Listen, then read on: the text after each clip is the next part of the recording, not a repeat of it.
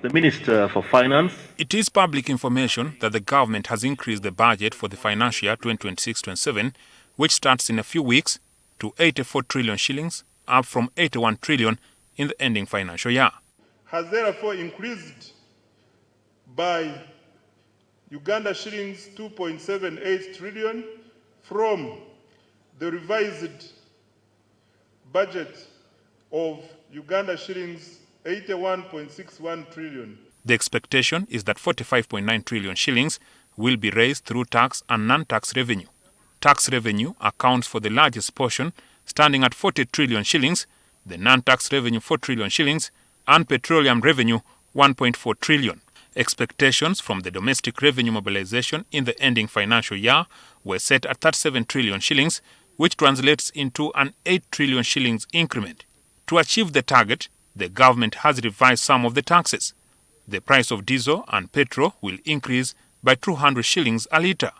Excise duty on cooking oil is set to increase from 200 shillings to 400 shillings per litre.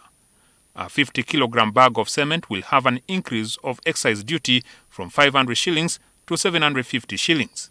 Tax on sugar will increase from 100 shillings to 200 shillings per kilogram.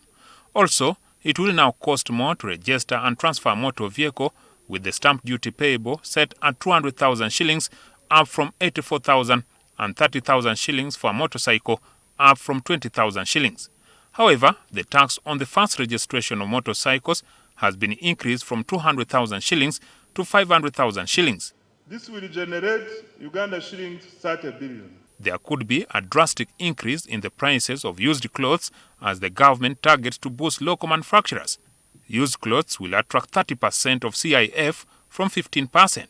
Increasing domestic revenue is not merely a fiscal objective.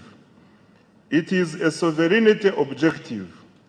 A country that finances its development from its own resources enjoys greater policy independence, resilience, and sustainability. The budget speech was the first for Henry Musasizi as the substantive Minister for Finance, Planning and Economic Development. Uganda shillings 508.65 billion has been allocated to enhance salaries for primary school teachers and arts teachers in secondary schools and BTVET institutions.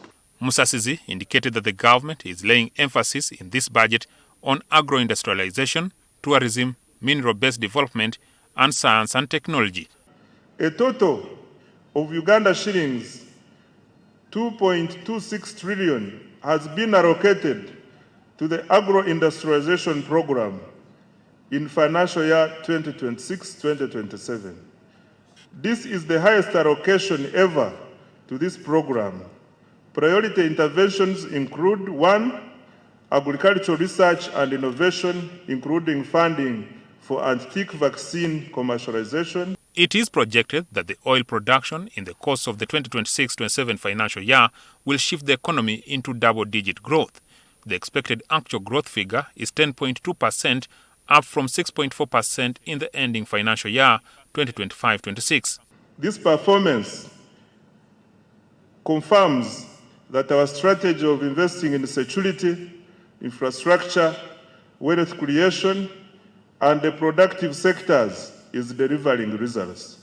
Expectations are that the GDP will have expanded to an estimated 250 trillion shillings at the end of June 2026.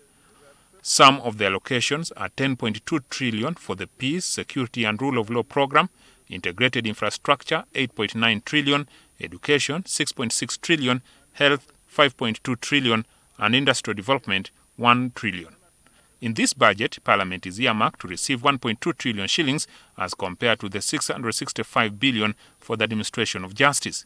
The ongoing conflict in the Middle East triggered an increase in fuel prices, with the local pump price jumping from an average of 5,000 shillings to an average of 6,500.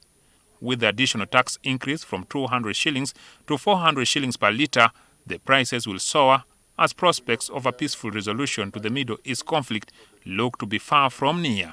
Jackson Onyango, NTV. As I'm made aware already that every member